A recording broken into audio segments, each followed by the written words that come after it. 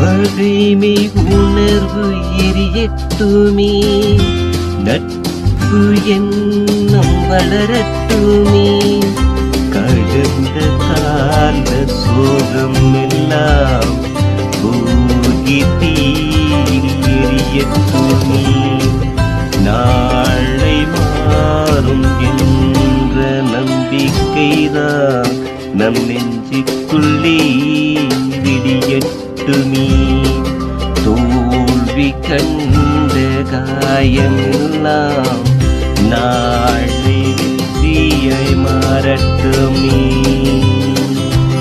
மார்கழி